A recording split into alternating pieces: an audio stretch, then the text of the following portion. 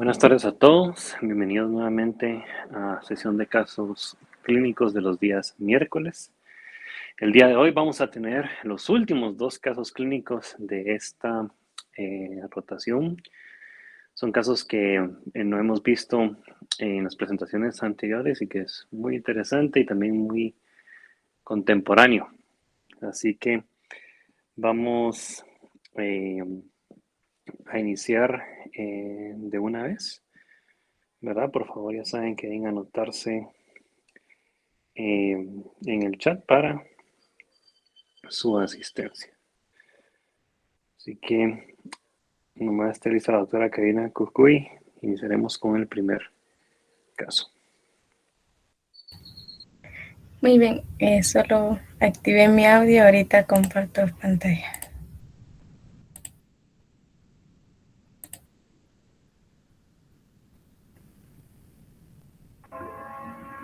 Ahí estamos. Bueno, buenas tardes compañeros, iniciaré a presentar mi caso clínico.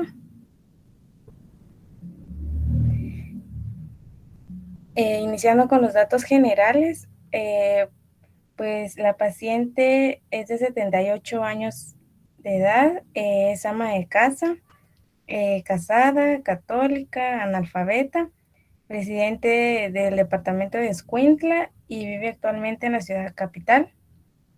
Creo que se me fue 2 veces, escribí analfabeta. En el motivo de consulta, pues refería parestesia en miembro superior de 6 horas de evolución.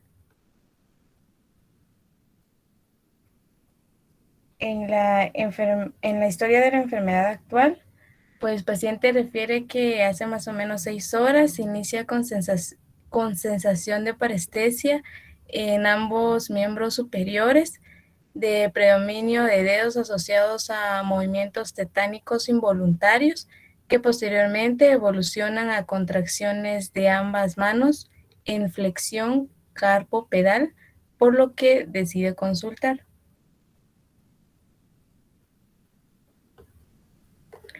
En antecedentes patológicos, tenemos que en antecedentes familiares refiere que hermana tiene diagnóstico de diabetes mellitus tipo 2, pero no sabe el tiempo de evolución ni tratamiento. En antecedentes médicos, refiere hipertensión arterial diagnosticada hace 5 años y tratada con amlodipino de 5 miligramos cada 24 horas. Y en antecedentes quirúrgicos,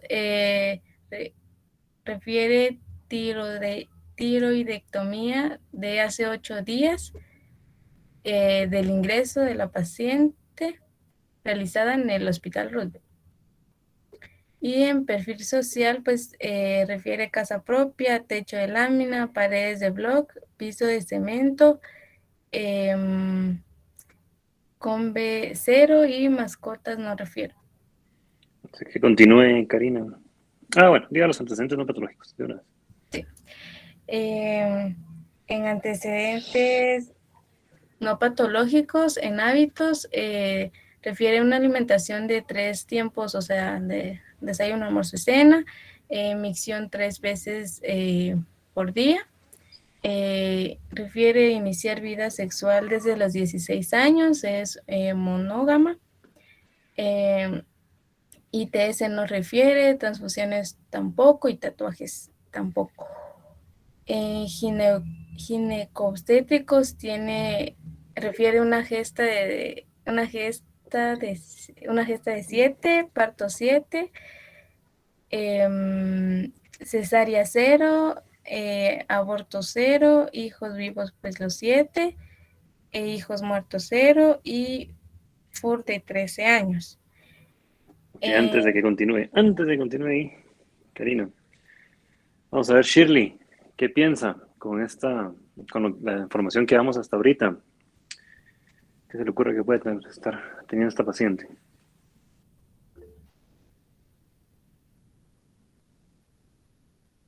Buenas tardes.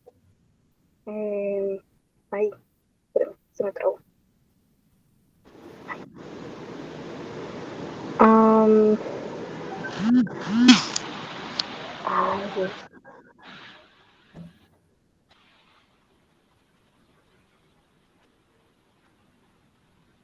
Em, pues yo estaba pensando que por lo de la tetania, que es que no recuerdo si era tal vez por algo de hipocalcemia o,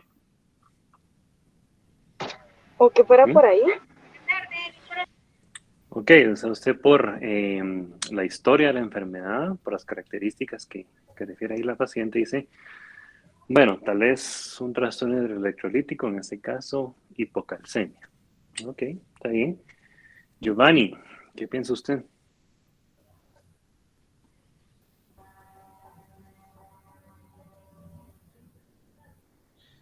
Buenas tardes.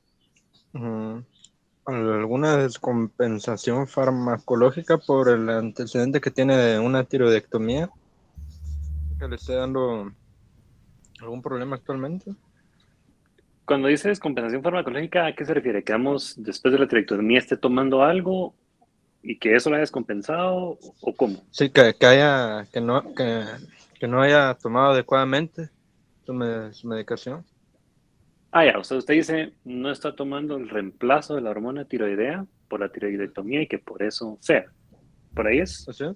la Sí. idea? Ok, ok, ¿verdad? Bueno, entonces tenemos aquí, de lo que he mencionado, dos opciones. Una, Chile dice hipocalcemia por las características clínicas y Giovanni dice posiblemente no, después de la tiroidectomía tal vez no está tomando la hormona tiroidea de reemplazo, o sea, sintética, y que eso es lo que le está dando estos problemas, ¿verdad?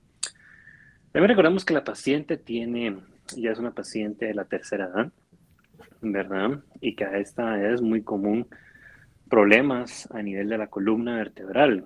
Y como estamos hablando de parestesias en un miembro, dijimos, bueno, ¿será que tal vez tiene alguna compresión radicular, ¿verdad? A nivel de las vértebras cervicales que le esté dando ese problema, algo, ¿cómo se llama?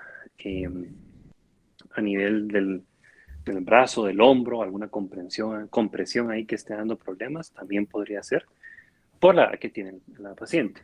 No tenemos ahorita, por lo menos, historia de alguna caída, como para decir que se cayó o se lastimó con algo y ya por la fragilidad misma de la edad puede ser que esté dando estos problemas, ¿verdad? Ahorita con los pocos datos que tenemos que sí, como bien ya lo han pensado, ver en los antecedentes, la hipertensión arterial y una tiroidectomía.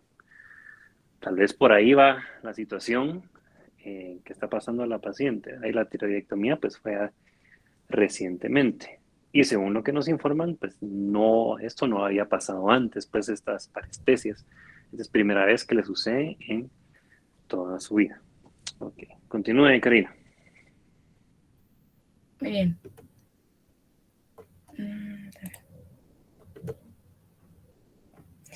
Al examen físico se encuentra un peso de 70 kilogramos, talla de 1.60 metros, llegándose a un MC de 27.34, el cual se encuentra en una preobesidad. Signos vitales, presión arterial de 140 a 70 milímetros de mercurio, frecuencia cardíaca de 80 por minuto, frecuencia respiratoria de 18 por minuto, una temperatura de 37 grados centígrados, una saturación de oxígeno de 95%. A la inspección general, pues paciente se encuentra en regulares condiciones, en regulares condiciones generales. Sin embargo, pues refiere en la historia que está agudamente enferma, edad cronológica y aparente que concuerda. La, no sé si es correcto decir la clasifican, pero eh, fue anotada como endomorfo, una persona endomorfa, regular higiene personal, la paciente está COTEP, que es orientada en tiempo, espacio y persona, tiene una sensibilidad conservada. De lo relevante, eh, refieren que se notó que en cuello, pues ella refería y también a la inspección pues se encontraron rigidez con dolor a la movilización. También se apreció de drenaje de cirugía con secreción cero sanguinolenta. También encontraron el signo de Chebostek negativo, pero el de no sé si se pronuncia bien, pero es Trauseu positivo. A ver, Karina, es Trousseau. Ah, perdón. El signo de Chvostek y el signo de Trousseau, explíquenos. Ah, Cada uno, qué es lo que pasa o cómo se hace para que este se lo tenía manifieste. en la revisión, pero no sé si lo digo ahorita o... Ah, bueno, no, menciónalo brevemente ahorita porque es importante para el diagnóstico. Ah, ok. Bueno, el signo de... vamos a ver, sí.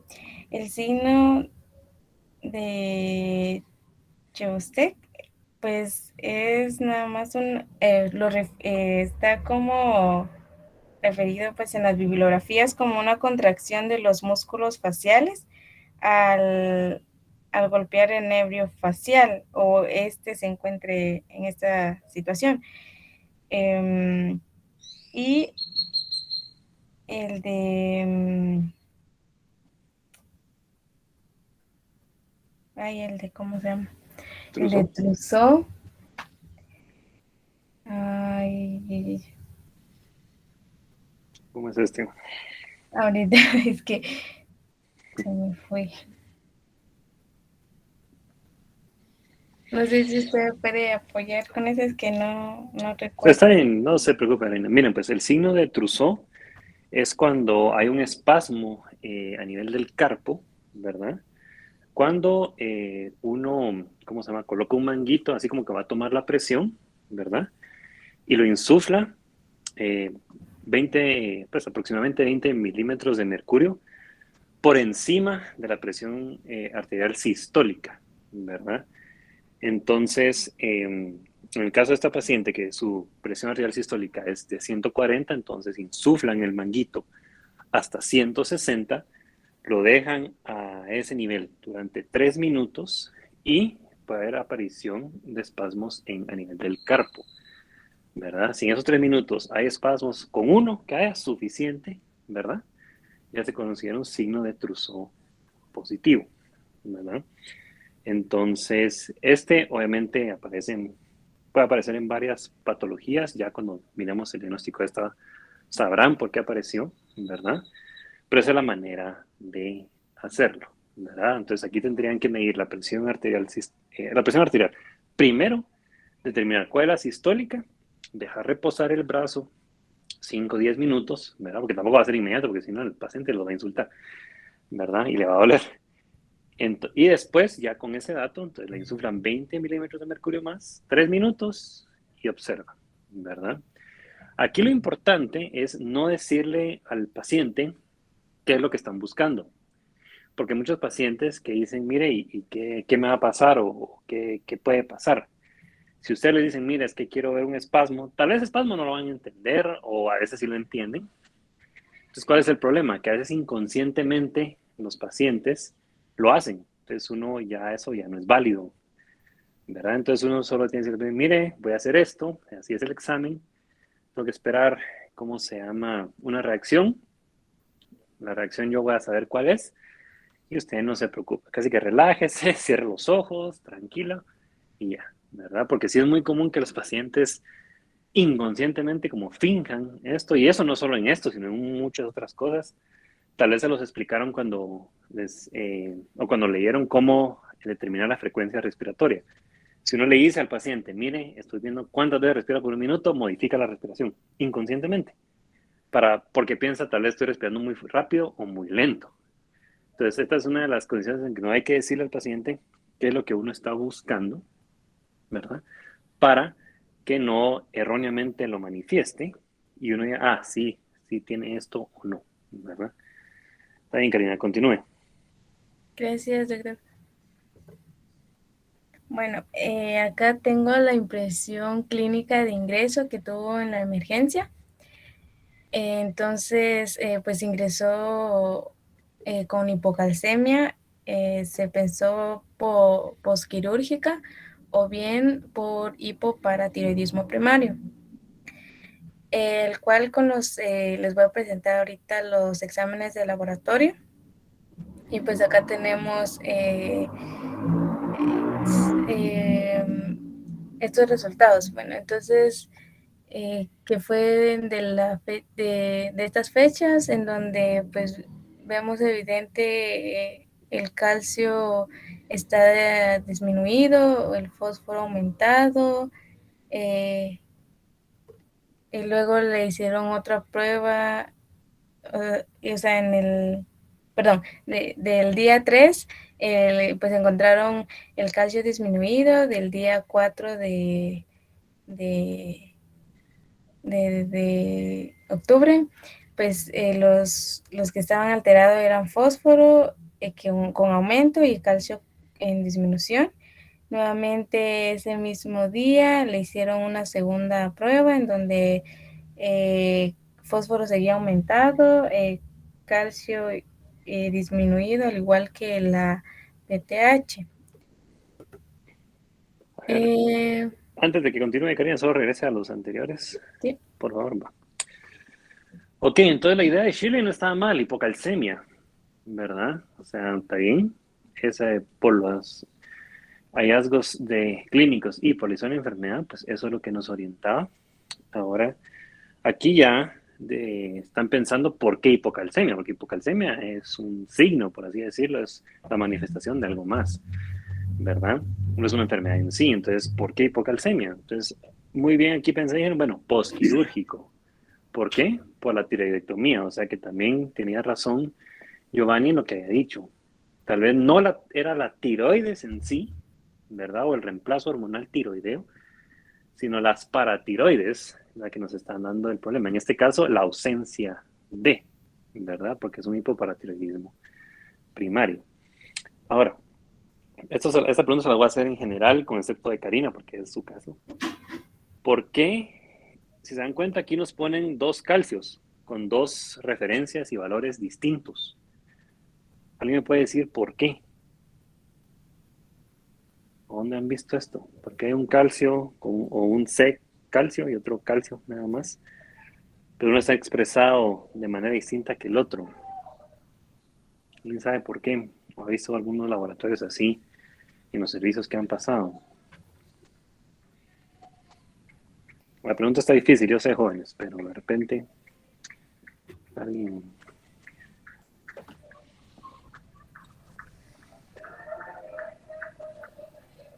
¿No? No.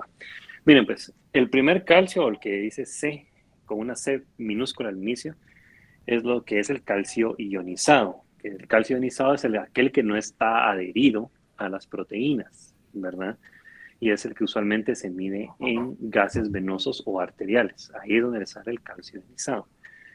El otro es el calcio que se mide comúnmente en una química sanguínea, ¿verdad? Y este sí, pues sí está adherido a las proteínas, en especial a la albúmina, que es la proteína principal. Entonces se dan cuenta aquí ambos están disminuidos, ¿verdad? Entonces por eso es que aparecen dos valores de calcio con dos referencias distintas. Por si alguien dijo, ¿por qué me pusieron así? Obviamente en la penúltima columna hay otro valor de calcio, pero ese es solo comparativo del segundo que aparece. Me da igual que el fósforo. Entonces, eso es lo importante. Calcio ionizado no adherido a proteínas, calcio no ionizado. ¿No? Es el que está adherido a proteínas, sobre todo la albúmina. Continúe, Karina. Gracias. Seguimos con, bueno, por la fecha, pues esto ya fue ingresada a medicina E, en donde estos exámenes ya son de laboratorio control. Entonces, creo que voy a regresar a eso cuando vaya en las evoluciones hospitalarias o no sé si los leo, doctor. Em, no, si quiere, ¿cómo se llama? Porque no, leer, obviamente todos, ahí a medida que vaya avanzando lo va mencionando. Ah, entonces, pues ya con la evolución intrahospitalaria, tuvo ingreso en la emergencia el 4 de octubre, en el cual pues acá nos dicen que con datos clínicos de hipocalcemia y antecedentes de tiroidectomía por bocio tiroideo, se evidencia signo de truzo positivo. No hay, como pues vimos en el registro de examen físico, no ha hecho usted al positivo. También, como explicó el doctor, el calcio ionizado y el calcio total pues igualmente se encontraban bajos, y se decidió por ello colocar 2 gramos de calcio en bolus y posterior reposición de 1 miligramo por kilogramo, en lo que se esperaba la mejoría de los síntomas. La paciente, bueno, referían que la paciente aún contaba con drenaje de cirugía. También pues se solicitó estudios eh, de PTH y vitamina D para estudiar diagnóstico de hipoparatiroidismo primario. También los niveles de hormonas tiroideas para descartar. Aquí no sé si se confundieron o si va aquí, pero decía hipertiroidismo. Eh, yo había pensado que era hipo, pero como lo tomé de las hojas de la papelera, entonces no sé, lo copié así, pero bueno. Y pues también estaba referido que se le hizo una biopsia de tiroides. Sí, lo más seguro es que era hipotiroidismo, ¿verdad? Haber sido ahí un lineazo que se confundieron, pero sí es hipotiroidismo porque obviamente sí retiraron toda la tiroides, ¿verdad? Ujú. Invariablemente va a ser hipotiroidismo si no se reemplaza esa hormona tiroidea, ¿verdad? Entonces, hipotiroidismo ha sido aquí, ¿verdad? Y muy bien pensado, obviamente, como les dije, de pensar en hipoparatiroidismo por la operación que tuvo el paciente. Sí, la paciente. Continúe, Cari. Gracias. Bueno, luego se trasladó a medicina D, como había mencionado, ese mismo día, y pues lo relevante de esta nota, pues vamos a ver, que se le decidió infusión de gluconato de calcio, ya que pues en los laboratorios seguía, como pueden ver, el calcio aún estaba disminuido en los laboratorios control que tenía, entonces pues por lo cual decidieron la infusión de gluconato de calcio. Y se tenía, tenía presente el de presentar el caso a endocrinología. También se le hizo hisopado, pero salió negativo. Esta fue del ingreso y ya por ese mismo día por la noche también hicieron una nota en donde acá solo lo relevante es que siguieron con las reposiciones de calcio, y pues aquí pues estaba anotado que querían valorar el egreso según cómo continuaba con el reposo, porque solo estaban tratando la hipocalcemia. Mientras esperaban la respuesta de la consulta Ciro, y pues ya al día siguiente pues la nota de cirugía pues decía que se le realizó la tiroidectomía por bocio, y que posteriormente por las parestesias por las que se consultó y los exámenes, estaban de acuerdo con la hipocalcemia y que ellos pensaban que lo más probable era la relación con el daño de las glándulas paratiroideas durante la cirugía, como bien el doctor comentaba. Y entonces se le hizo una cita para que, para que pues la pudieran evaluar y le dieran seguimiento. Seguidamente en ese mismo día, ya en instancia de la medicina D, pues nos decían que, bueno, que continuaba en el servicio y que se les realizó una química sanguínea de control para valorar el calcio y que continuaba disminuido. Entonces, pues también se pidieron las pruebas tiroideas y PTH que al inicio se sugirió y pues ahí se tuvo los valores de la PTH en 3.6 y eso fue lo del día 5 y luego el día 6 de octubre ya o sea, llegó endocrinología y pues por referencia de ellos se inició alfa calcitriol de 0.25 miligramos. También se sugirió iniciar levotiroxina de 50 miligramos 30 minutos antes del desayuno y para mantener un calcio mayor o en los rangos valores normales. También refirieron nuevamente el seguimiento de endocrinología para ver el progreso. Aquí pues solo quería comentar que pues el alfa calcitriol pues es una forma activa de la vitamina T, ya que como sabemos este ayuda a que el calcio se pueda absorber en el intestino. Y pues el calcitriol se forma en los riñones o, bueno, sí, es de forma, digamos que endógena, se forma en los riñones y este medicamento pues generalmente se usa para aumentar las concentraciones del calcio.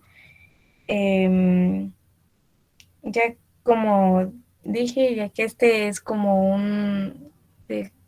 por decirlo así, como un cotransportador porque ayuda a que el calcio se pueda absorber. Y la levotiroxina, pues se utiliza para tratar los síntomas de hipotiroidismo y, y pues Está bien, este Karina. pertenece a... Ujú. Pues eso, sí, Continúe. ¿no? No, continúe y después yo hablo. Bueno. Y solamente aquí y nuevamente en... Solo antes de que continúe con la evolución intrahospitalaria, Cabal le solía preguntar qué era el alfa-calcitriol, pero qué bueno que ya lo mencionó, ¿verdad? Esa, si se recuerdan, calcitriol, como bien lo dijo Karina, es producido en los riñones y es la forma activa de la vitamina D. También lo pueden conocer como 1,25 de hidroxicolecalciferol, ¿verdad? Entonces, el alfa-calcitriol es la forma sintética de esta, ¿verdad? Es cuando obviamente necesitamos la vitamina D junto con la hormona paratiroidea para el metabolismo y homeostasis del calcio y del fósforo. Por eso se da alfa-calcitriol. Y también, como lo mencionó Karina, la levotiroxina es la forma sintética de la T4 o la tiroxina, ¿verdad? Que es la hormona tiroidea que nosotros damos como reemplazo, ¿verdad? Después de una tiroidectomía parcial o total, ¿verdad?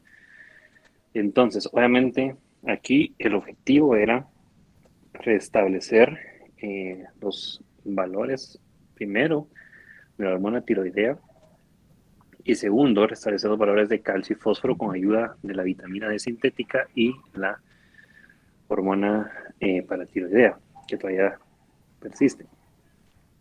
Recuérdense, antes de continuar, que las hormonas mandan, así de sencillo. Yo no soy endocrinólogo, ¿verdad? Y tampoco por esa vía me voy a ir, pero sí, cuando leen ustedes, las hormonas son las que llevan el mando en el cuerpo, ¿verdad?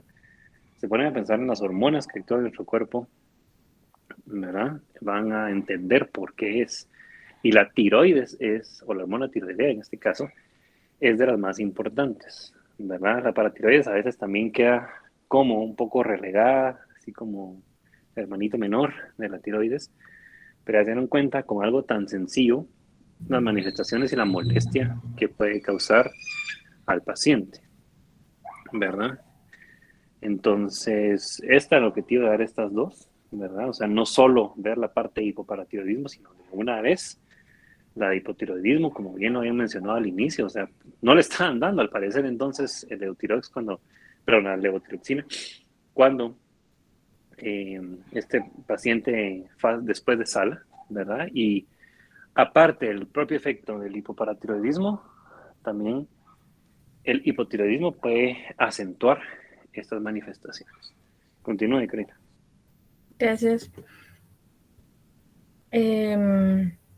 También en ese mismo día, pues se realizó una consulta otorrino, ya que el paciente presentaba hipoacusia leve y salida de secreción característica de color negro. Y pues por las órdenes anteriores, pues ya se le ya recibió el tratamiento con levotiroxina y alfa calcitriol.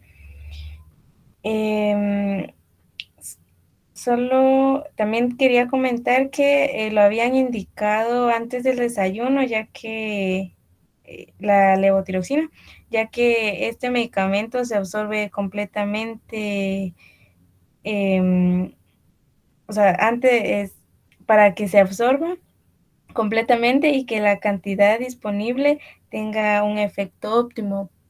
Ya si no estoy mal, la comida haría que pues tuviera menos efectividad. Y al día siguiente, pues fue a la consulta con otorrino y pues notificó que presentaba infección y en la consulta también se le realizó aspiración del material de la secreción y para ello le recetaron unas gotas Siriax, se llama Siriax Otic, con indicación de 2 gotas en cada oído, cada 8 horas, por 10 días.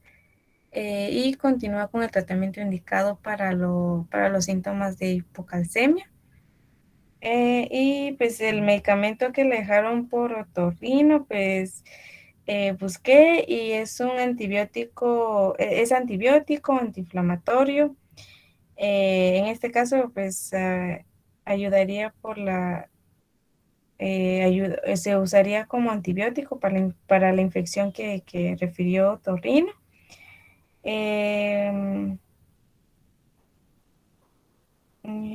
Creo que es eso acá. Y pues el día 8, ya casi que los últimos días, pues ya estaba, o sea, ingresó el 6, si no estoy mal. Sí, pues, permítame. Sí, perdón, ingresó el 4 y ya el día 8, pues ya se empezó a ver el progreso o mejoría de la paciente. Y por el cual solo continuó con el tratamiento que se le había indicado, y por lo cual que al final se llegó al diagnóstico final de hipocalcemia por hipoparatiroidismo iatrogénico y por posttiroidectomía total.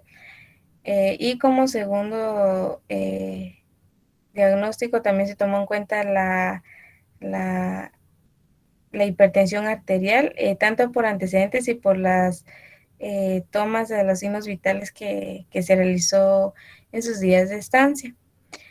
Pues llegamos a la conclusión de que el diagnóstico que se tomó como más probable fue la hipocalcemia por el hipoparatiroidismo postquirúrgico que se tomó en cuenta.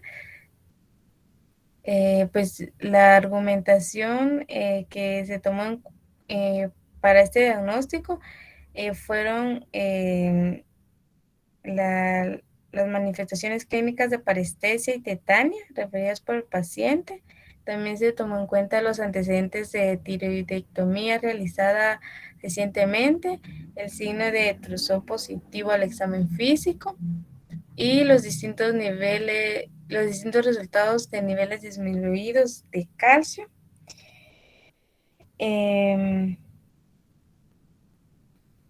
Pues nos orienta a que la patología es, como bien dijo en consulta de cirugía, en la nota de ellos, que está relacionada con el daño de las glándulas paratiroides durante la cirugía, y que siendo este tipo de hipoparatiroidismo adquirido una de las patologías que desencadena la hipocalcemia, que en este caso fue el de la paciente.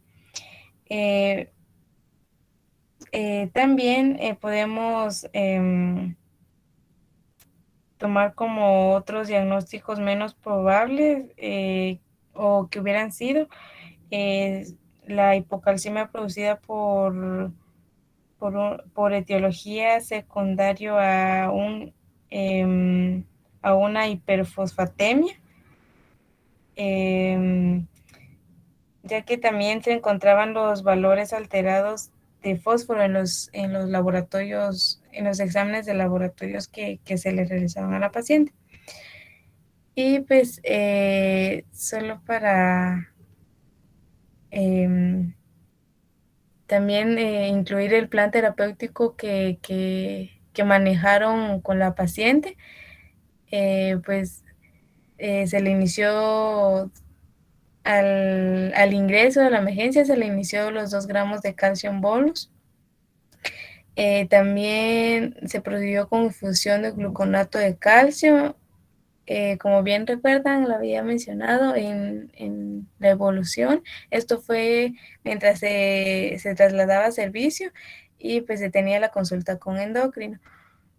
También se indicó después de la consulta con endocrino, pues ya el tratamiento de levotiroxina y el alfa-calcitriol.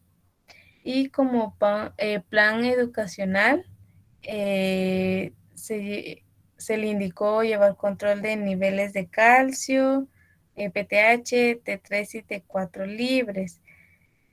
También vigilar la adecuada dosificación de tratamiento, ya que pues solo al llegar a este diagnóstico ya estaban esperando que ella pudiera mantenerse o tener controlada estos niveles de calcio para ya darla de egreso, ya que no encontraron otra relación o otros síntomas que pudieran orientarse a algo más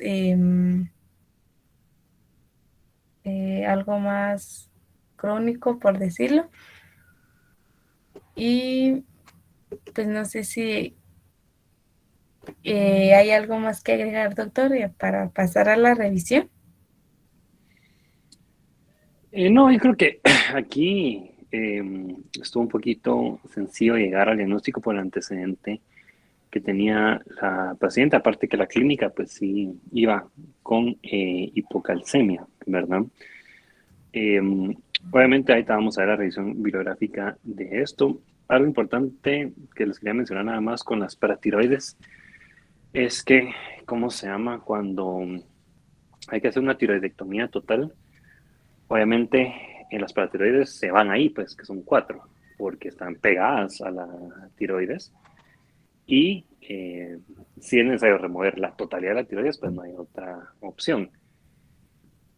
O sea, me refiero a la opción de dejarlas ahí. Lo que se puede hacer y que lo que se hace a veces cuando hay adenomas paratiroideos es ver que paratiroides, que eso se hace con usualmente centeograma, cuál de estas está funcionando adecuadamente y esta se puede extraer e implantarla en otro lado, por ejemplo, en el brazo, ¿verdad? Más o menos entre el músculo bíceps y tríceps, en la parte interior del brazo, ¿verdad? Por esa área más o menos se podría implantar, ¿verdad?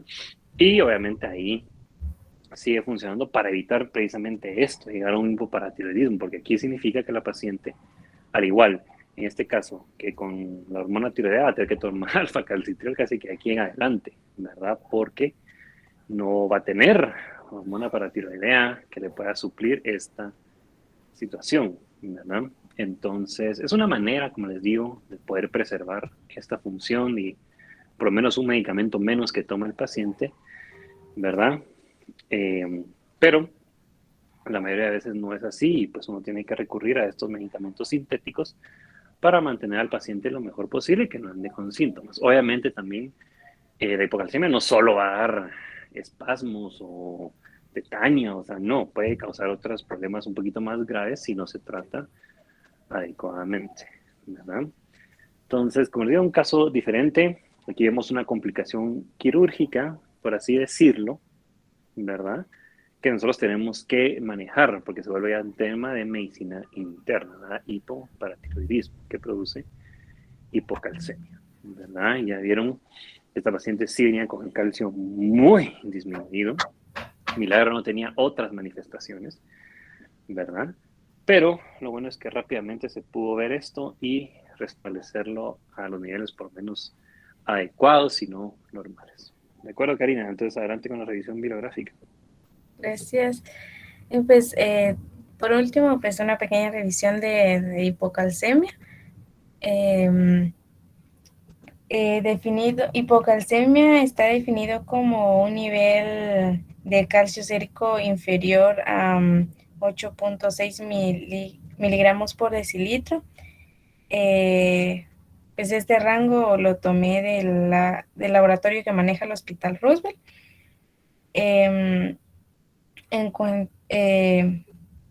Pues esta se puede dar por etiologías en las cuales la podemos clasificar como en función de los niveles de PTH, que sería hipocalcemia con una PTH baja. Pues pues sería, esta pasaría a ser con hipocalcemia por hipoparatiroidismo, y que esta generalmente cursa con hiperfosfatemia. También encontramos la que está clasificada en función de los niveles de PTH a hipoparatiroidismo congénito, y en esta podemos decir que se debe a agenesia paratiroidea aislada o a síndrome o un síndrome de George, que esta sería una agenesia del timo y de las paratiroides por falta de diferenciación del tercer y cuarto arcos branquiales. También tenemos que se puede dar por hipoparatiroidismo adquirido postquirúrgico, que pues fue el caso de la paciente. Esta nos dice que pues es una de las más frecuentes tras cirugías de tiroides o paratiroides, y que también está relacionada con un hipoparatiroidismo autoinmune, que se aísla, em, se aísla con un síndrome poliglandular autoinmune. También el hipoparatiroidismo adquirido se puede dar por postradiación cervical o por infiltración de tejido paratiroideo en enfermedades infiltrativas como una hemocromatosis y también pues una etiología para hipocalcemia en cuanto a la función de niveles de PTH también se encuentra que se puede dar por hipomagnesemia. Esta induce la resistencia de acción de la PTH y disminuye su secreción.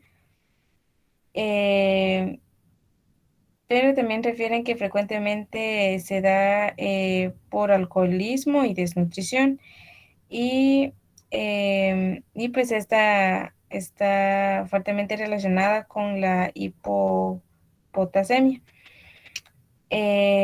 La hipocalcemia si no se corrige sin normalizar, no se va, en estos casos la hipocalcemia no se verá como una mejoría si no se normaliza primero los niveles de magnesio.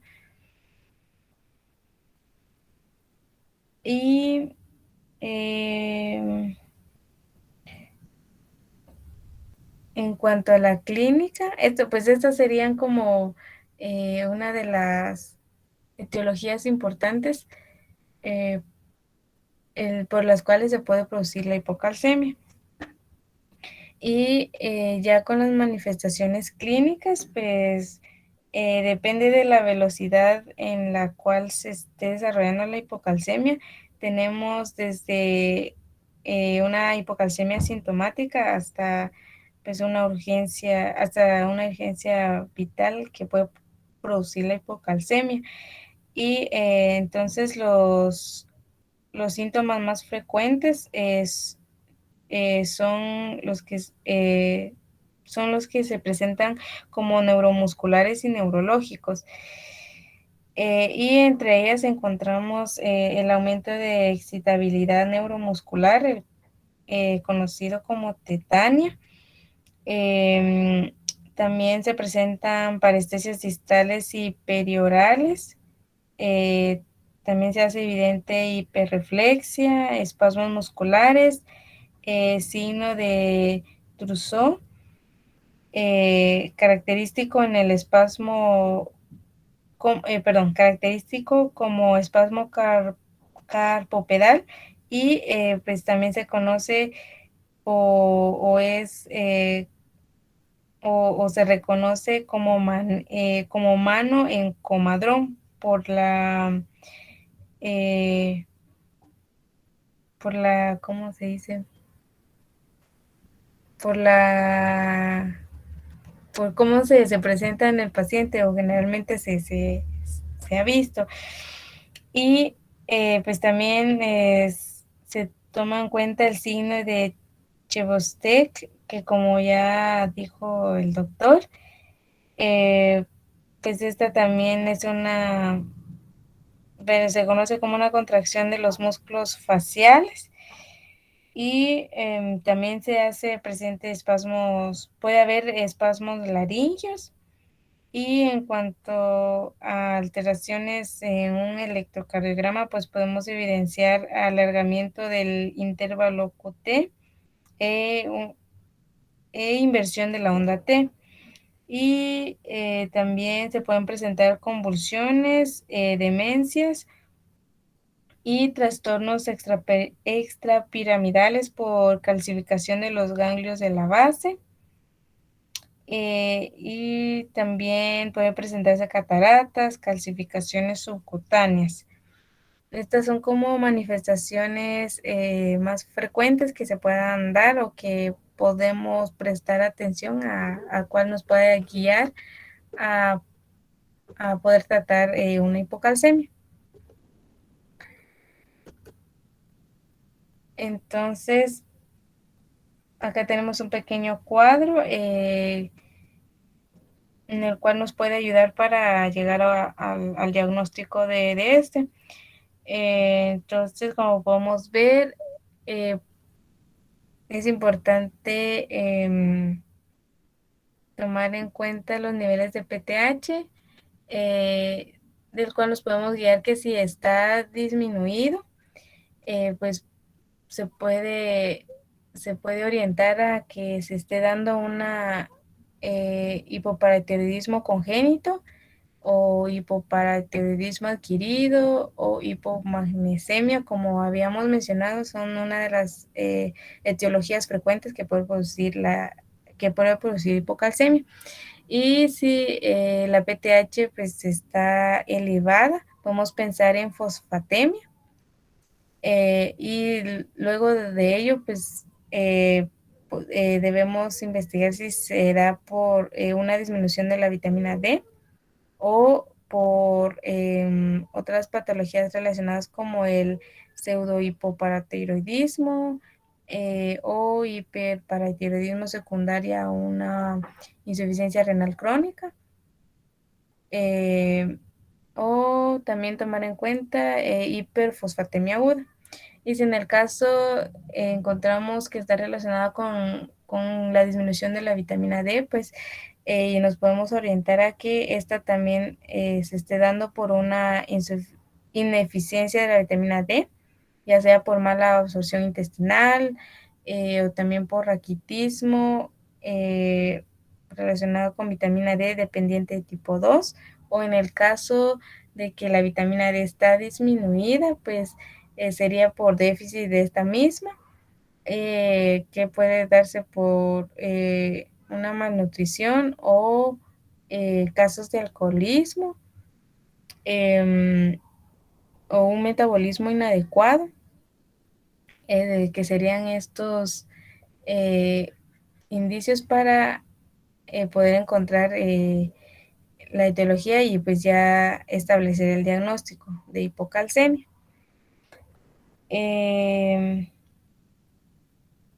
Y pues el tratamiento que generalmente se toma es para hipocalcemia aguda sintomática, pues gluconato de calcio, y B, como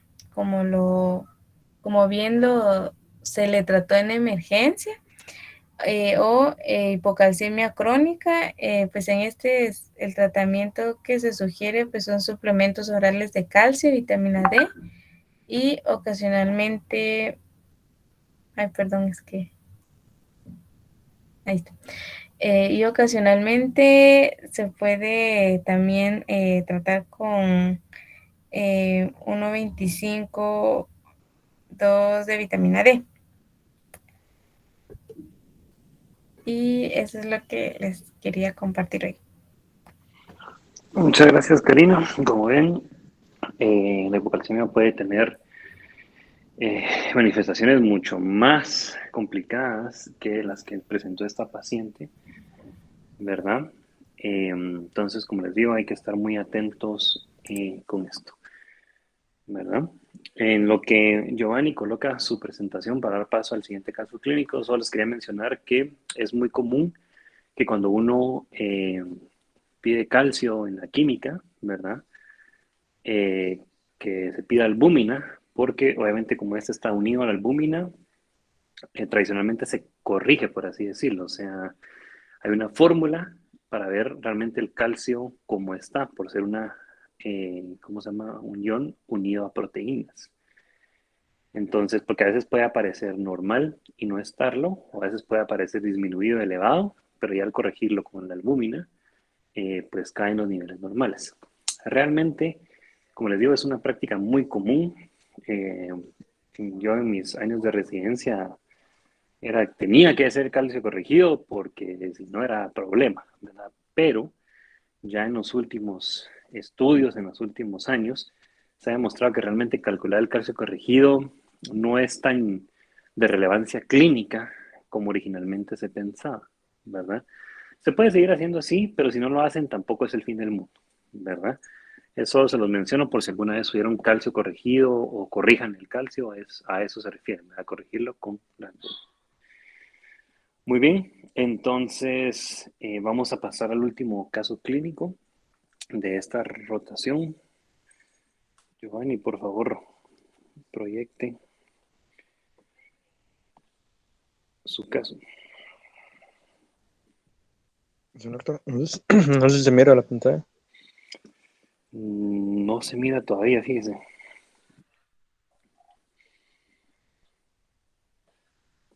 No, no lo miro yo. No, estoy tratando.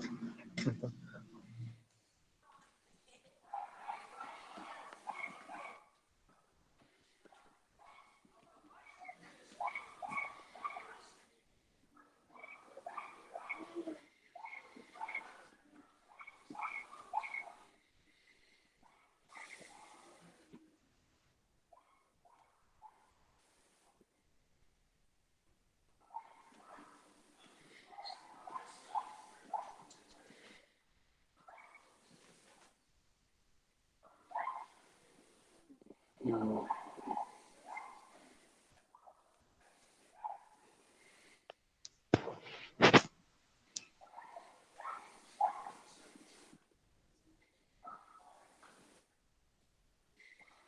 Sigo sin poder verla, fíjese, Giovanni, no. Está cargando, creo, porque la computadora me dice que lo está Otra vez. mostrando. No, Ok, no me... vamos a dar unos minutos, un tiempo.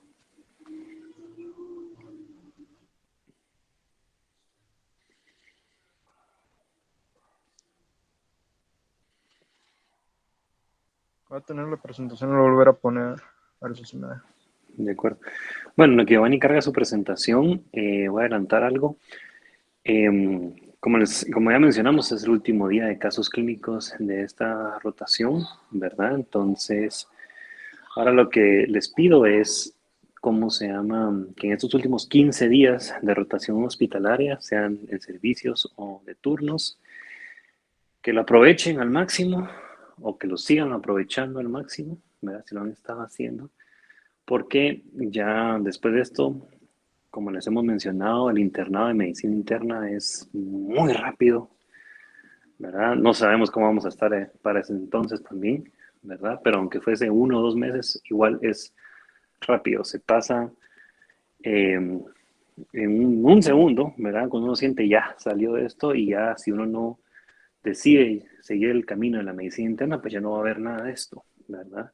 Y como se han dado cuenta, muchas patologías se entremezclan de varios departamentos, ¿verdad? Entonces hay que conocer, aunque sea un poquito, de esto, ¿verdad? Entonces, como les digo, aprovechen estos últimos 15 días o 14 días que les quedan del mes de noviembre, ¿verdad? También les recuerdo lo de cómo se llama llevar con la secretaria de sus hojas de turno, los hojas de que les solicitan para que así las notas puedan ser subidas lo más pronto posible, ¿verdad? Y yo sé que a estas alturas uno ya está cansado, ¿verdad? Que en otros tiempos, noviembre y diciembre, uno estaría tranquilo en su casa, descansando, tomando cafecito y todo, pero ¿cómo se llama? Hay que echarle ganas, ¿verdad? Este último tirón cuesta, ya van a tener sus vacaciones en un mes más o menos, así que echarle ganas en esos últimos tirón del año. Bueno, estamos listos con el doctor Giovanni Álvarez para el último caso clínico. Adelante. Buenas tardes, disculpe el retraso. La computadora como que es un poquito lenta. ¿Se alcanzan a ver? ¿Se mira la pantalla ahí? ¿Se mira la presentación o Sí se solo mira, así de fondo? sí se mira.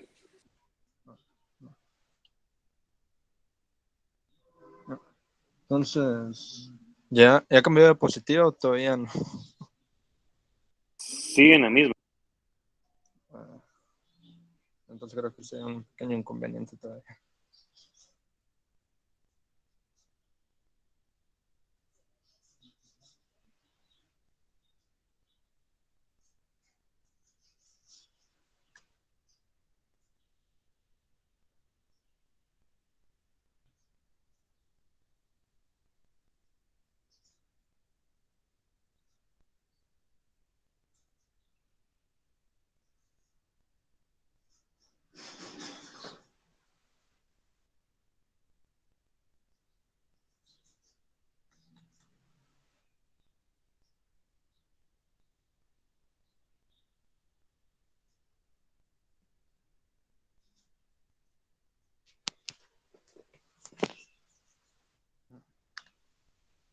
Voy a tener la presentación otra vez.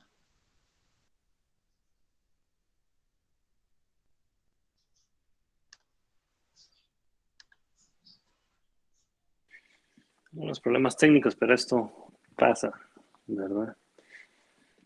Perdón, doctor. Y creo que ahora sí, vamos a ver.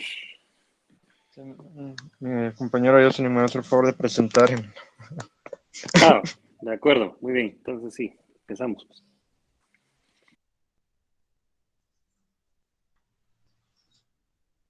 Entonces, ahora sí, caso clínico.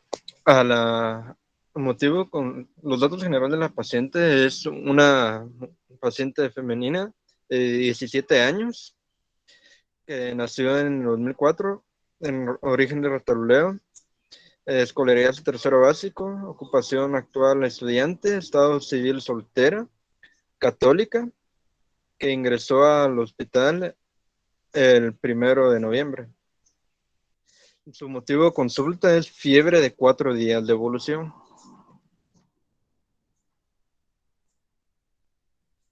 Entonces, la historia de la enfermedad fue referida por la madre.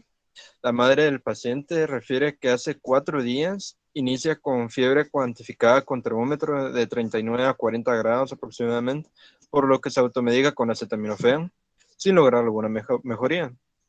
La paciente asiste al Hospital Roosevelt el día sábado, el 30 de octubre, y no presenta complicaciones. En casa, el paciente persiste con fiebre de la misma intensidad e inicia con una disnea,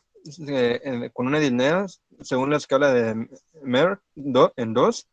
A la colocación del saturador en casa, evidencia un saturador entre un 70 a un 80%. No, decide no consultar ni automedicar. Al día siguiente, que sería el 31 de octubre, paciente inicia con diarrea líquida, entre 7 a 9 episodios al día, sin fetidez o moco, no automedica. El 1 de noviembre, el día siguiente, la paciente asiste a cita del hospital donde se evidencia dificultad respiratoria y una saturación de oxígeno del 70% y es febril, por lo que se procede a ingresar de la consulta externa a la emergencia pediátrica.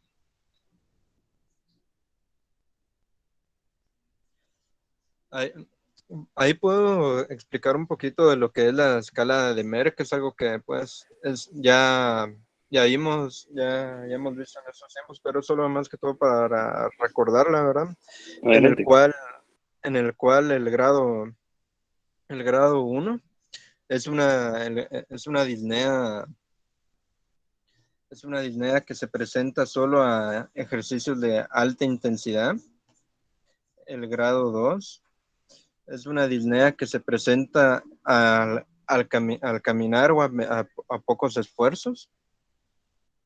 El grado 3 es una disnea que se presenta ya a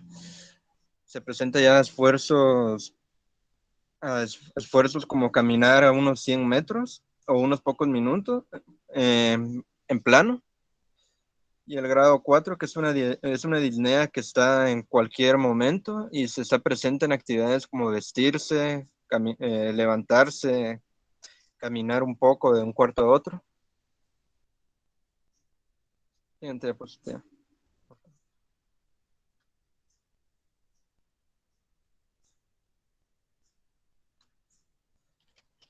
Siguiente diapositiva, por favor.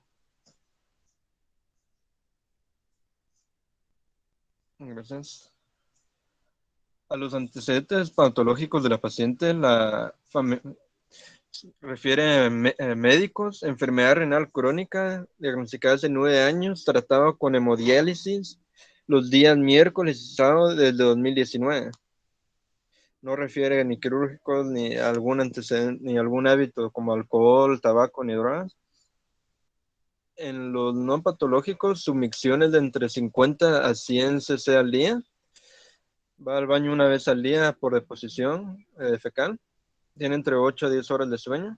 Come 3 veces al día y niega inicio de vida sexual. Tuvo su menarquia a los 13 años y su fecha última regla fue hace 6 meses.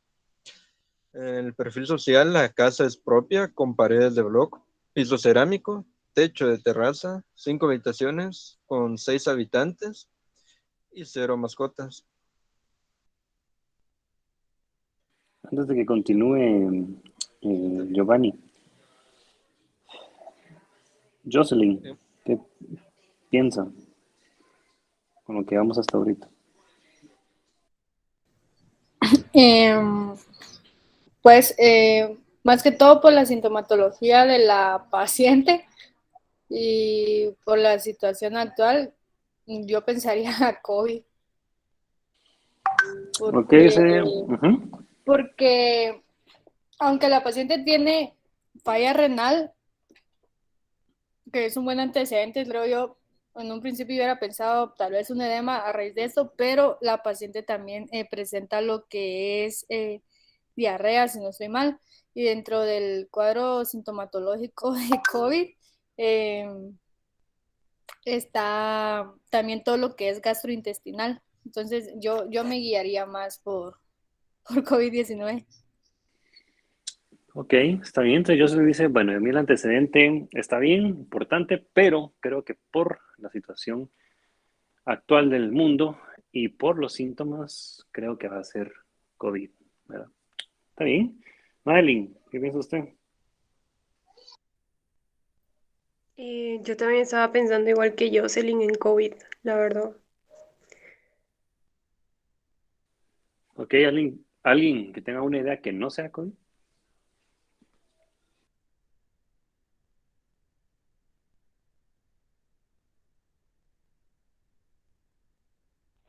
Yo, doctor, tal vez pensaría en algo más común como una gastroenteritis viral. Ok, Paula entonces se enfoca más que todo en la diarrea. Ok, está bien. En estos pacientes con enfermedad renal crónica, ¿verdad? Recuérdense que como están yendo constantemente a un centro para hacerse hemodiálisis, ¿verdad? Es muy fácil que desarrollen neumonías asociadas a servicios de la salud. Muy fácil, ¿verdad? Que esto también podría explicar parte de la sintomatología de la paciente, ¿verdad? Tal vez aquí la diarrea sería lo que se nos sale un poco de esta situación, ¿verdad? Pero podría tener dos cosas al mismo tiempo. Una infección endovascular también podría haber dicho alguien de repente que esté dando ya más problemas. Recuérdense que es una paciente con hemodiálisis de varios años de evolución y esta patología de pues, infecciones endovasculares o bacteremias es muy común en pacientes usuarios de hemodiálisis, ¿verdad? Entonces, estoy de acuerdo que, obviamente, por lo como estamos viendo, hay que descartar COVID primero. Si se dan cuenta, en todos los casos que hemos visto, ahí va la prueba de COVID dentro de la evolución intrahospitalaria porque es necesario, ¿verdad? Entonces, sí, se acuerda que descartar primero eso, pero estas otras opciones también hay que tomarlas en cuenta por el antecedente de la paciente. Muy bien, continúe, Iván.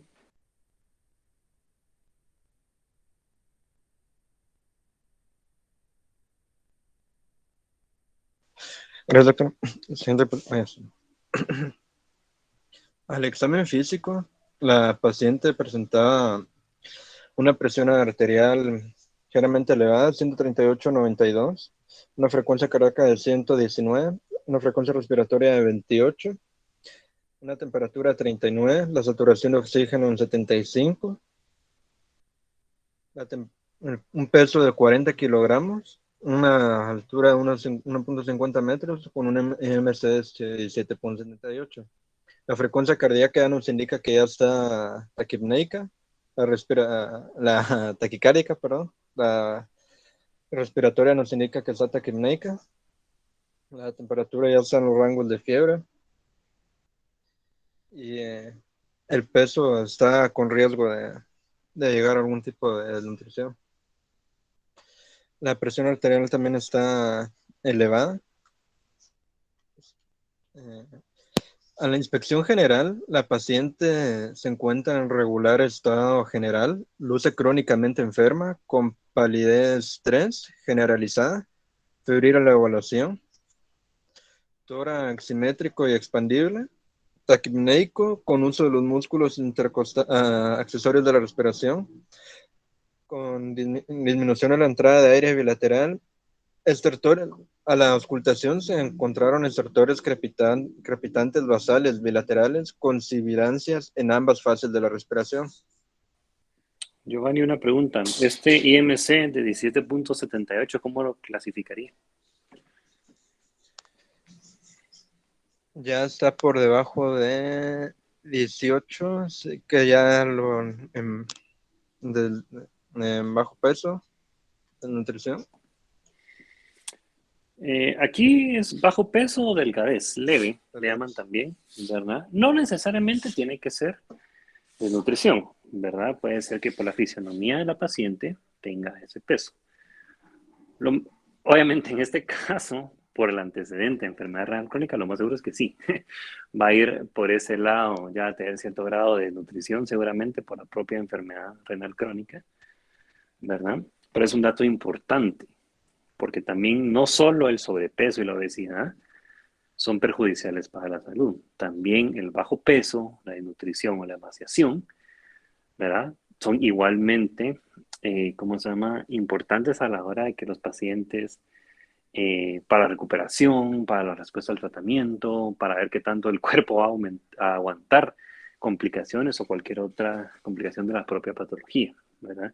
Entonces nosotros estamos acostumbrados a ver IMCs elevados, ¿verdad? Un montón de los casos que presentaron ustedes, IMCs en sobrepeso mínimo o obesidad. Aquí estamos viendo lo contrario, ¿verdad? Pero es igualmente importante conocer también que para abajo también no es bueno, ¿verdad? Como ya lo mencionó Giovanni, básicamente todos los signos vitales están mal, ¿verdad? Está hipertensa, taquicárdica, taquipneica, con fiebre, saturada, o sea, esta paciente sigue en muy mal estado, ¿verdad? Con esto, todavía por los hallazgos del examen físico a nivel de tórax, ¿verdad? Uno dice, todavía no sé qué puede ser esto, ¿verdad? Hay que hacer algunos exámenes, pero ya con eso dicen que esto va a ser pulmonar. ¿Será que entonces es una neumonía? ¿Será que está sobrecargada la paciente por su propia patología? ¿Verdad? ¿Será que es COVID? Entonces, todavía las opciones, muchas todavía siguen persistentes. Una pregunta, Giovanni. Los músculos accesorios de la respiración que mencionan aquí, que la paciente ya está utilizando, ¿cuáles son? Los intercostales, los serratos y hay otro, pero no me acuerdo. Ahí va bien, ahí va bien. ¿Qué más?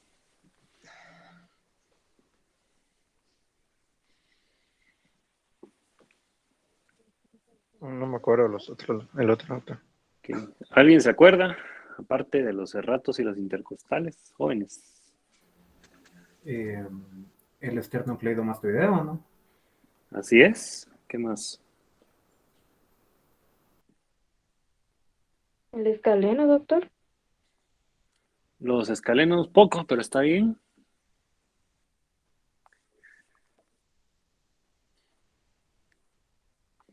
Los escapulares podrían ayudar también y el platisma, pero los más importantes son los intercostales, ¿verdad? Eso es lo que realmente llevan la mayor carga como músculo accesorio de la respiración. Muy bien, continúe, Giovanni. El doctor. Siguiente diapositiva, por favor. A las impresiones clínicas al ingreso fueron una insuficiencia respiratoria de tipo 1, como diferenciales la neumonía, una neumonía transhospitalaria, sospechosamente COVID-19. Ahí puedo decir de que hay dos tipos de insuficiencia respiratoria. Una, la insuficiencia respiratoria tipo 1, que es la hipoxémica, y la insuficiencia respiratoria tipo 2, que es la hipercápnica. La diferencia de esas es el de que en la hipoxémica es el valor del oxígeno en el cuerpo, en sangre, la que va a marcar su diagnóstico, por así decirlo. Y en la hipercápnica, la tipo 2, es el valor de la presión la presión de dióxido de carbono total en el cuerpo, en sangre, la que la va a marcar, ¿no? Así es, Giovanni. Muy bien, continúe. Siguiente diapositiva. En esa diapositiva se evidencian lo que son los gases arteriales de la paciente, en la cual se puede alcanzar a ver con algo de dificultad, perdón, ahí no, del pH que es 7.606, que está alto, ya nos indica acidez, ¿verdad? Una Porque es presión, alcalosis, recuerde. sí, perdón, alcalos, Ujú, perdón. ujú. Una presión de oxígeno de 55.9. Está considerablemente disminuida teniendo en cuenta que el valor, el límite inferior de los rangos normales es 83. En los valores de oximetría acaban de sacar también la hemoglobina, que es en 8.1. La saturación de oxígeno de 92.1 también está disminuida. La, la concentración de dióxido de carbono en el hemoglobina está aumentada también. Y la última que está elevada es la metahemoglobina, si estoy en lo correcto también. Ujú. Aquí lo que es el hematocrito, perdón, la hemoglobina disminuida, ahí yo considero también de que ahí también eso va concomitante a la insuficiencia renal que tiene la paciente, ¿verdad? Al problema renal que tiene la paciente. También va relacionado a eso. Gente diapositiva. Oh.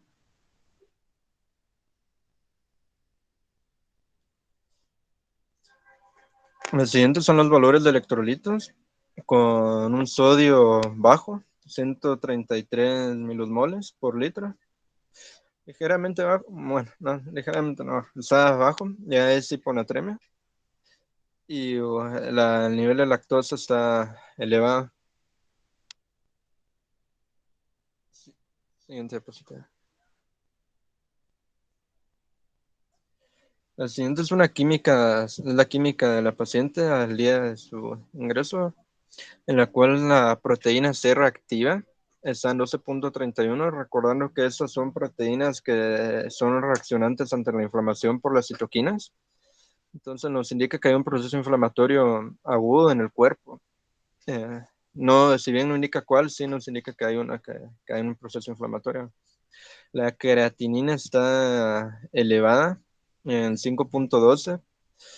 El nitrógeno de urea, el boom, está en 64.80 y el ácido úrico en 3.1.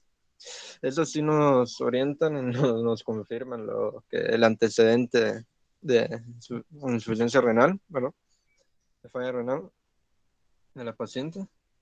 También acaba de sacar la albúmina, que está disminuida. Las transaminasas están elevadas. La oxalacética, la pirúvica y la gamma glutamiltransferasa están elevadas.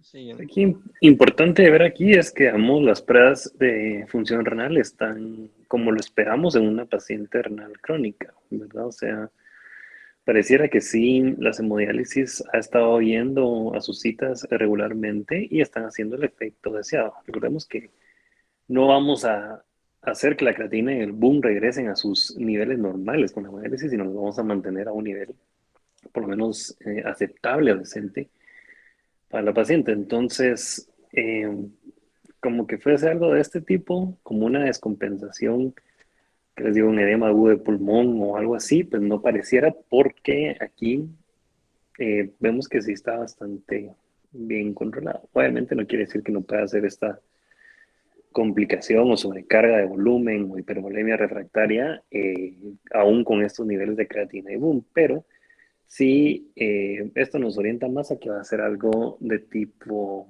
infeccioso, inflamatorio, más que una complicación de este tipo. Continúe, Iván.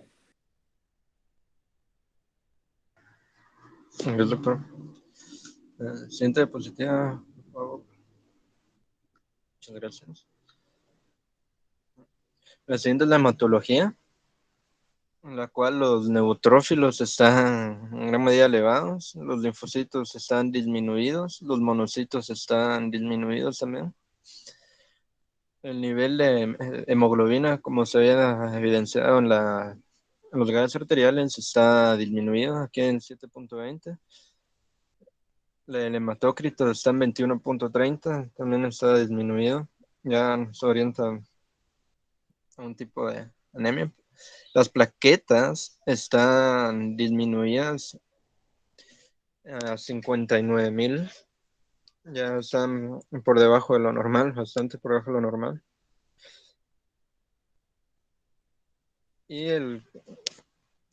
vamos.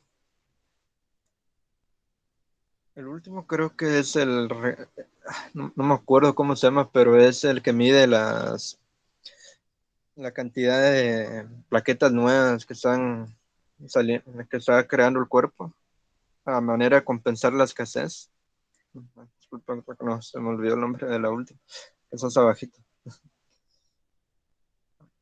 Siguiente diapositiva.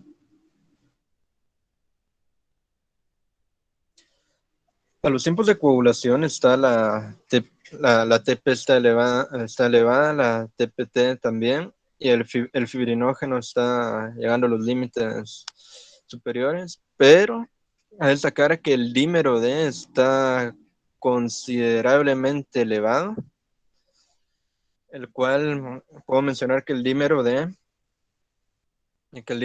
es un residuo de proteínas que se forma que se forma el cuerpo al destruir algún coágulo en el cuerpo. Entonces eso nos indica que hay coagulopatías generalizadas en el cuerpo. Por eso está tan alto este valor. Ya en la siguiente prueba de laboratorio, en la siguiente diapositiva, ya se nos indica claramente lo que es confirmando la sospecha. Es el resultado de la prueba del hisopado de la pacientita por parte de la infectología, en el cual se confirma y da positivo a lo que es SARS-CoV-2 y COVID-19. Ok, entonces, pues cabal, lo que habían sospechado, muy bien, muy buena la sospecha del inicio, en que esto era COVID, más que una complicación de la propia patología de la paciente. Aquí lo que nos orientaba y nos ayudaba también era la presencia de diarrea, ¿verdad? Porque las otras patologías, pues diarrea difícilmente van a producir como síntoma adicional, ¿verdad? También puede haber sido que haya sido una neumonía y aparte de diarrea, también, sí. Pero aquí pues todo encajaba, un paciente con un factor de riesgo importante que es la enfermedad renal crónica, ¿verdad? Con asistencia a servicios de salud donde pueden llegar un montón de gente infectada también, ¿verdad? Asintomática. Y con una clínica que sí nos orientaba mucho, ¿verdad? Entonces, ¿cómo se llama?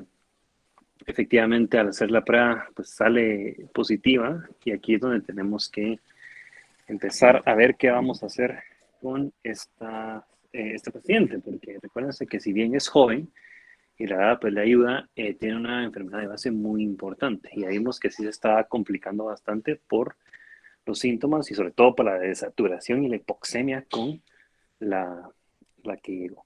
Continúe, Giovanni. Gracias, doctor. Siguiente diapositiva. El diagnóstico final, pues ya tanto por clínica como por laboratorios, es una infección por SARS-CoV-2, indicando un cuadro de COVID-19, por lo cual se siente positiva, a lo cual ya la evolución de la paciente tuvo ingreso en la emergencia pediátrica, de la cual fue trasladada inmediatamente al área gris el mismo día, a horas de la tarde aproximadamente, y fue tratada con los medicamentos para cefepime, 1 gramo intravenoso cada 24 horas, acetaminofén, 1 gramo vía oral cada 8 horas, sulfato ferroso, 3.000 miligramos vía oral cada 24 horas. EPO, 2.000 unidades. Amlodipino, 10 miligramos vía oral cada 24 horas. Heparina sódica, 5.000 unidades cada 12 horas. Vancomicina, 1 gramo cada 48 horas. También se le agregaron 250 vía SAT de un solo. Budesonida, 2 cc cada 8 horas. Y 3 en solución al 0.9%. Ahí me omití el dato que esos 3 se fueron stats, si recuerdan. A los otros días, al siguiente día se le empezó el tratamiento con dexametasona, 6 miligramos vía intravenosa cada 24 horas y metoclopramida, 10 miligramos intravenosos cada 8 horas. A los días después, al 6, fue trasladada a medicina de 1, en los cuales solo agregaron 2 días más tarde gentamicina, 120 miligramos vía intravenosa cada 48 horas.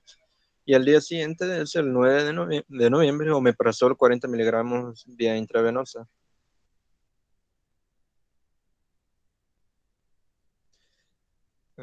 En lo siguiente ya sería la revisión bibliográfica. No sé si hay algo más antes de llegar a eso, doctor.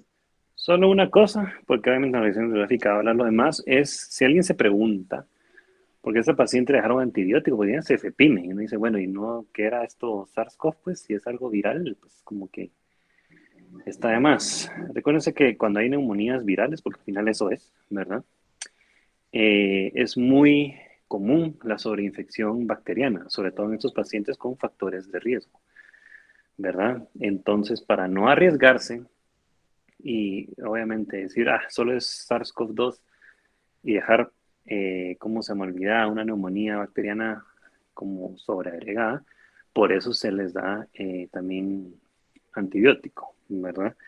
Esa es la razón de dejarles FPIME a esta paciente. Ya lo demás, pues obviamente era orientado al tratamiento de esta enfermedad y posteriormente cuando ya la paciente logró salir, ¿verdad? Logró recuperarse de esa fase aguda, pues ya fue trasladada a pisos, ¿verdad? Ya sacada del área gris y trasladada a pisos para continuar la recuperación. Muy bien, ahora sí, dale con la revisión bibliográfica, Giovanni. Muchas gracias, doctor. Siguiente diapositiva. Gracias.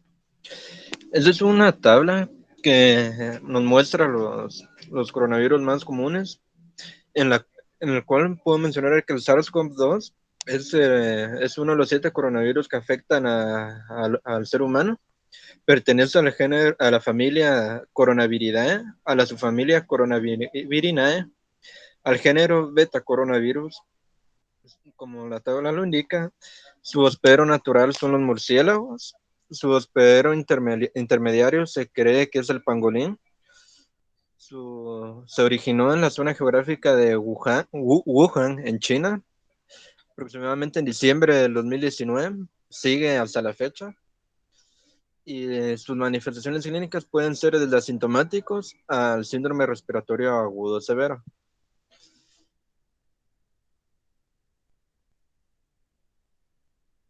Siguiente.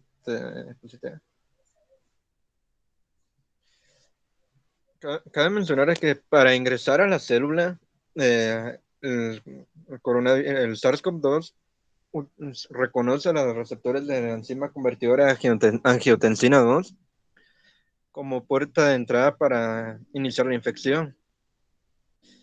Estos son los mismos receptores para los otros coronavirus, pero hay una afinidad de 10 a 20 veces mayor por parte del SARS-CoV-2 en comparación a los otros. La importancia de esto es porque los receptores de la enzima convertidora de angiotensina están expresados en casi todos los tejidos y aún en mayor cantidad en el pulmón, corazón, riñón, vías biliares, hígado e intestino. Esta proteína de esta membrana es responsable de la conversión de la angiotensina 1 en la angiotensina 2. Y tiene un papel importante en lo que es la homeostasis y respuesta proinflamatoria. La relación y expresión y distribución de los receptores, de esos receptores, son los que determinan cómo va a ser el tropismo del virus en los distintos tejidos. Por eso es de que se afectan en mayor medida los pulmones, porque es donde más se expresan.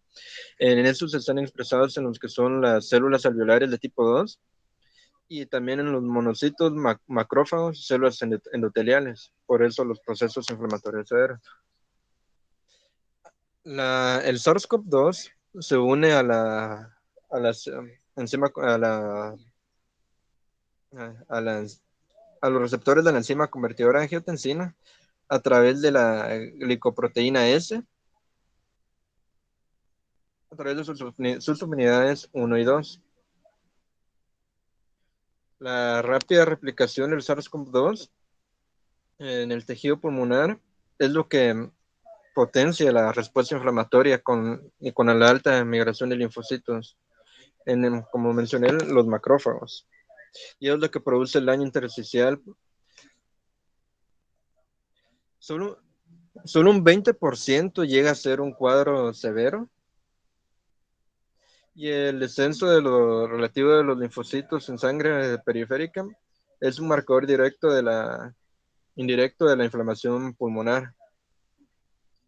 La elevación de citoquinas también produce daño microvascular, que es por lo que se generan los coágulos.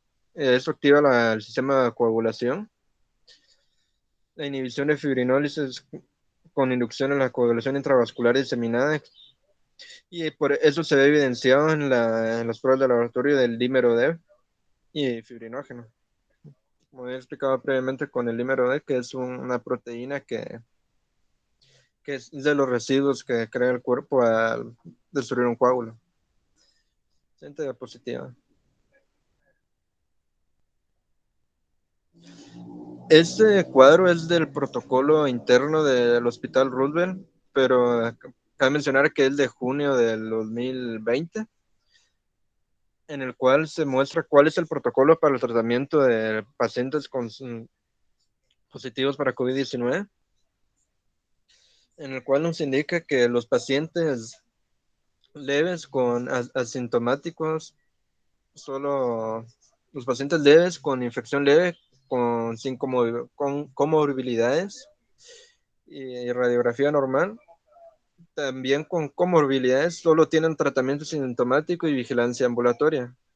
En la neumonía no grave, los pacientes van a tener que ser valorados de manera individual para ver si sí se les va a dejar lo que es lopinavir de 200 miligramos o ritonavir de 50 con ritonavir de 50 miligramos, las 2 tabletas cada 12 horas por los 14 días o hasta que dé negativo. En la neumonía grave, los pacientes se deja el mismo tratamiento farmacológico. También viendo las opciones de fosfato de hidroxicloroquina, 400 miligramos por vía oral cada 12 horas, o fosfato de cloroquina, 2 tabletas de 250 miligramos cada 12 horas. Pero estas tienen que ser evaluadas previamente por el infectólogo del hospital. También se puede tratar con modificadores de la inmunidad como el tocilizumab en pacientes con SIRA, en un máximo de 800 miligramos por dosis cada 12 horas, a dosis de 8 miligramos por kilogramo. Bueno, aquí, como este protocolo, como bien lo mencionó, ya es del año pasado. Realmente ahorita el tocilizumab lo único que se utiliza en enfermedad grave, pero ya lo que es la hidroxicloroquina, cloroquina, lopinavir, ritonavir, eso ya no se utiliza, ¿verdad? Ya se demostró que no tiene ninguna utilidad, ¿verdad? Junto con la ivermectina y acitromicina, que son medicamentos populares, por así decirlo, que se han promocionado por muchas entidades o personas como que puedan funcionar, pero no, ¿verdad? Esto ya no se utiliza, ¿verdad? Ya como les digo, ahí está el tocilizumab, es la opción, dexametasona es la otra opción, enfermedad grave, ya lo demás usualmente va a ser sintomático o coadyuvante, ¿verdad? que es donde estamos ahorita con el tratamiento ya de las complicaciones de la neumonía por SARS-CoV-2. Continúe, Iván. Gracias, doctor. La siguiente diapositiva. Esta diapositiva es un cuadro del protocolo de tratamiento por parte del Instituto Nacional de Salud de Estados Unidos. Es la página oficial del gobierno para el tratamiento, en el cual están las directrices para el COVID-19, en el cual nos menciona los cuadros según su severidad, dependiendo si requiere suplemento de oxígeno. Pero si está hospitalizado y no requiere suplemento de oxígeno, si está hospitalizado y requiere suplemento de oxígeno, si está hospitalizado, requiere suplemento de oxígeno, pero no requiere ventilación invasiva. Y la última, que sería más grave, sería si está hospitalizado y requiere ventilación mecánica o respiración extrapulmonar. Los paneles de tratamiento para el primer cuadro, que sería el más leve, solo no recomienda ningún medicamento. Solo el valor de dexametasona es necesario, pero la evidencia no es suficiente para recomendar remdesivir. En el segundo cuadro se recomienda de los pacientes hospitalizados que requieren oxígeno.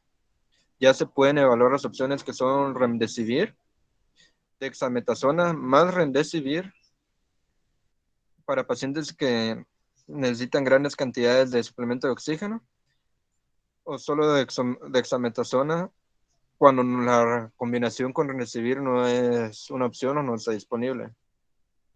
En el tercer caso de gravedad, en los pacientes que ya necesitan un alto flujo de oxígeno, pero no ventilación invasiva, dexametasona y remdesivir más tocilizumab o baricitinib. Y en la última gravedad de los pacientes hospitalizados que requieren respiración extracorpórea o respiración ventilatoria invasiva, la dexametasona es un sí o sí se tiene que dar desde que son admitidos en la unidad de cuidados intensivos, más tocilizumab. Si en dado caso el tocilizumab no está disponible, se puede usar el sarilumab. Esas serían las referencias. Eso sería todo.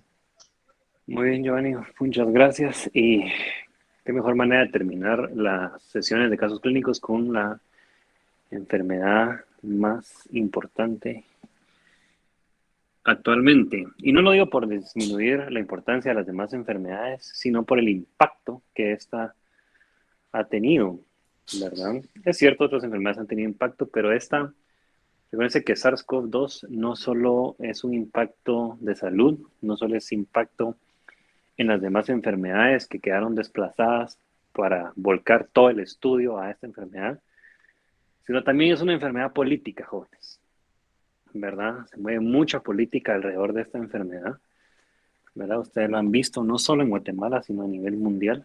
Entonces, de eso deriva la importancia de seguir conociendo, de seguir estudiando el SARS-CoV-2. Todavía nos falta mucho de vivir con esta enfermedad de aquí en adelante. Nos falta mucho aprender, ¿verdad?, sobre la misma. Y cómo se llama, es algo con lo que vamos a tener que lidiar hasta que nos muramos nosotros también, ¿verdad? Entonces, le radica la importancia de traerla a colación en el caso clínico de esta paciente, ¿verdad? Y de hablar un poquito o un poquito más de lo que ya se ha hablado hasta el cansancio de esta enfermedad. Muy bien, jóvenes, entonces llegamos al final de las sesiones, ¿verdad? Han sido 12 casos adecuadamente presentados, cada uno con diferente matiz, ¿verdad?